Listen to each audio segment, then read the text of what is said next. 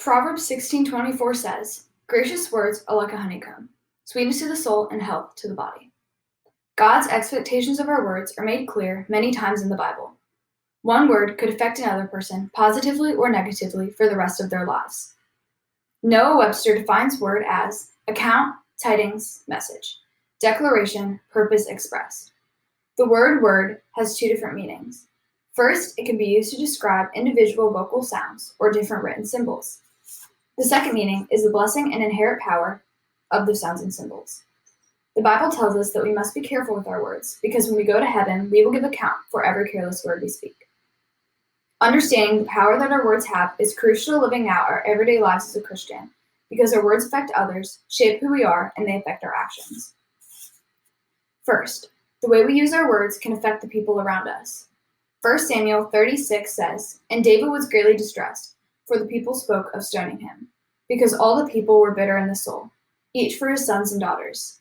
But David strengthened himself in the Lord his God." David was greatly affected by the negative words of others. He was overwhelmed by the bitterness of the people. At that moment, David had two choices: let the negative people overcome him or give his worries to God. He let God take away his fears, and he was strengthened. Sylvester Stallone, an actor and director, was told by many people that he talked funny, walked funny, and couldn't act. These words of rejection affected him, and Stallone faced homelessness. After writing the script for Rocky, he was offered a lot of money, with one exception, that he would not star in the film. Stallone refused and ended up starring in the film, and it was a huge success. We need to always be intentional about using our words to encourage and love others. When you use your words to lift others up, you can be used to spread hope to the hopeless.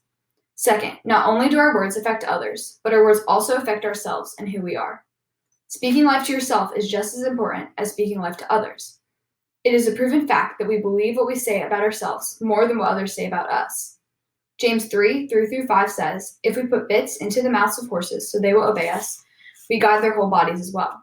So also the tongue is a small member, yet it boasts of great things. How great a forest is set ablaze by such a small fire." This verse shows a clear picture of the outcomes of our lives if we have a careless tongue. The horse's obedience starts from its mouth. If we live in our lives not caring about what we say to ourselves or others, we are not being obedient to God. Joyce Meyer once said, "Even though ships are so large, what directs it is a small rudder."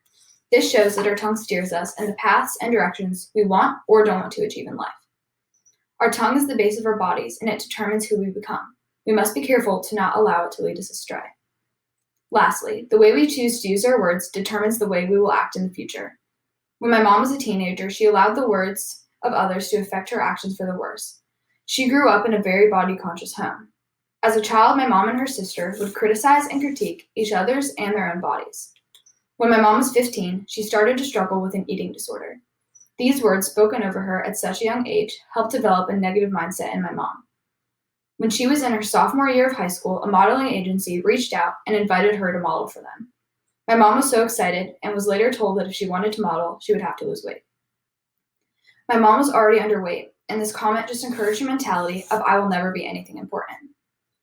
After a short time, my mom was diagnosed with anorexia. Anorexia is the loss of appetite and inability to eat. She was constantly in the hospital. She struggled with this all through her sophomore, junior, and senior years of high school.